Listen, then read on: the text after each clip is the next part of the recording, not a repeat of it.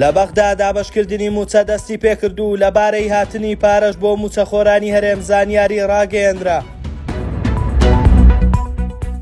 هەڵوێستێک لە بەغداوە بەرامبەر بە تورکیا پارتی تووشی کێشە دەکات.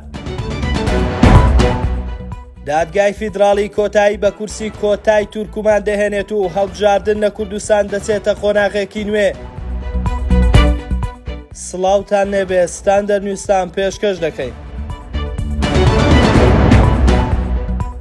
وەزارەتی دارایی عێراق ڕایگەیاند لە ئەمڕۆ سێشەممەوە دەست بە دابەشکردنی موچەی مانگی دووی سەرجەم وەزارەت و دام و دەستگاکان دەکەن. داراستێکانیانی ئەندامی ئەنجومەنی نوێنەرانی عێراق ڕایگەیاند ناردنی پارە بۆ موچەی فەرمانبەرانی هەرێم مانگانە بەردەوام دەبێت. هیوە باشەکەی ئەو پارەیە ئەوەیە نە قەرزە و نە پێشینەیە، بەڵکو لە بەشە بودجەی هەرێمی کوردستانە و ڕێژەی 12.67% مانگی ڕابردوو 618 میلیارد دینار بوو. بۆ ئەم مانگەش بە ڕەچاوکردنی داهاتی ناوەخۆ و خاڵە سنووریەکان و هاتی نەوت بڕێک پارەکە دەکاتە 12.67% بۆ هەرێم ڕەوانە دەکرێت. ناوبرا وتیشی لە هەموو بارێکدا لە دوای دابەشکردنی موچەی فەرمانبەرانی عێراق بۆ هەرێمیش پارە ڕەوانە دەکرێت.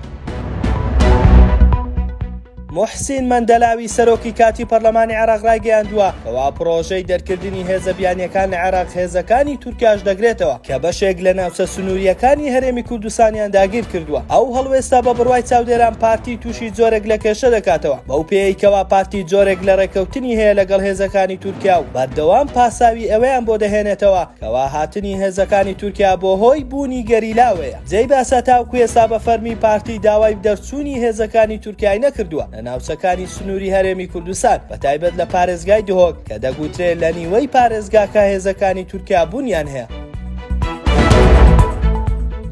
بڕیارە سبەی دادگای فیدراڵی دوای 15 دانیشتنی لەبارەی کەیسی یاسایی هەڵبژاردننی پەرلەمانی کوردستان دوجار بڕیاری خۆی بدات. بە گوێرەی زانیاریە دزیە پێکراوەکانیش 5 کورسی تورکمان و کورسیەکی ئەرمەنی هەڵدەوەشێندرێتەوە و پەرلەمانی کوردستان دەبێتە 105 کورسی. تەنها 5 کورسی مەسیحیەکان دەمێنێتەوە کە ئەویش دابەش دەکرێت. بە بڕوای چاودێران ئەمەش گۆڕانکاریەکی گەورەیە لەسەر کورسیەکانی پەرلەمانی کوردستان و بە تایبەت پرسی کۆتاکان. ئەمڕۆ سەرۆکایەتی هەرێم و کۆمیسیۆنی باڵای هەڵبژاردنەکانی عێراق تاوتوێی کاتێکی نوێیان کرد بۆ ئەنجامدانی هەڵبژاردننی پەرلەمانی کوردستان و چاوەڕێی ئەوە دەکەن سبەی دادگای فیدراڵی بڕیار بدات و بەروارێکی نوێ دابدرێت کە بە گوێرەی زانیاریەکان پێدەچێت ناوەڕاستی مانگی 6 بێت.